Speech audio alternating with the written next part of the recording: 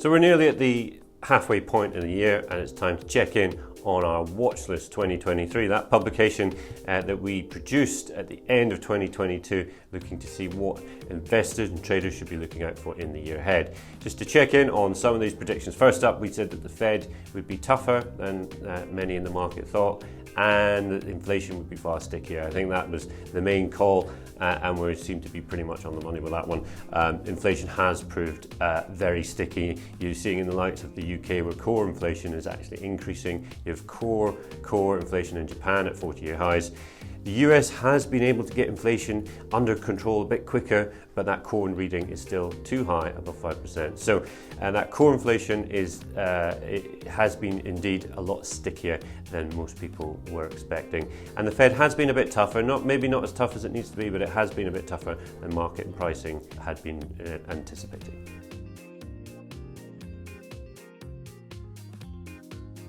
The second thing we predicted was a slow-moving recession in the US, but not in the same way that you might expect with that sort of big implosion in the jobs market. We've not really seen recession. The economy in the US has been able to withstand higher interest rates pretty well, and the jobs market has held up pretty well, but there's still this talk, it might just be a matter of time. We might be heading to a recession by the second half of the year, so we keep your eyes on that one. I think the key point about it was the fact that you see weak nominal growth combined with a strong labour market, and that creates a sort of stagnation, so stagnant plus inflation. And that is, to an extent, what we have been seeing in the likes of the UK and the Euro area as well. So broadly, maybe not quite entering recession, but certainly very weak output growth, and inflation remains too high.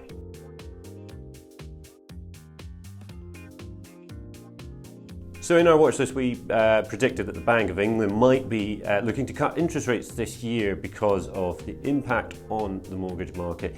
That hasn't played out. In fact, the Bank of England's just hiked rates by 50 basis points, and it's going more aggressive despite fears about a mortgage bomb about to explode in the UK property sector. That's because inflation hasn't come down nearly as much as we thought it might in the UK. In fact, the core level has been accelerating. So certainly, the Bank of England still faces pressure, and certainly inflation does seem to be getting worse, but the idea that the Bank of England will be cutting rates this year does seem fanciful unless inflation collapses and the mortgage market collapses and the UK enters recession later this year. So that would be the only scenario in which it would be cutting rates, and at the moment the UK economy is holding up okay.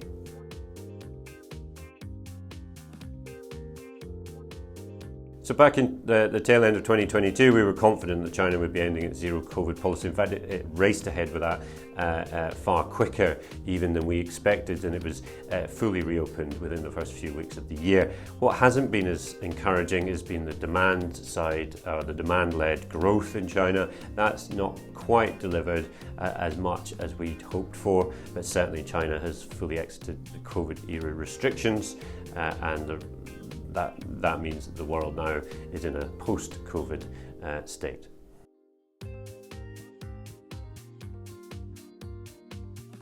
So we were talking last year about the UK housing market slumping. That was a pretty solid bet. It was a question mark over just how much it would slump. I think we were predicting something like 5 to 10% price declines.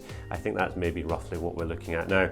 And also the fact that higher interest rates would mean that really the market would stagnate. There just wouldn't be enough properties coming onto the market as credit conditions tighten and as prices fell. So that was a pretty clear-cut winner.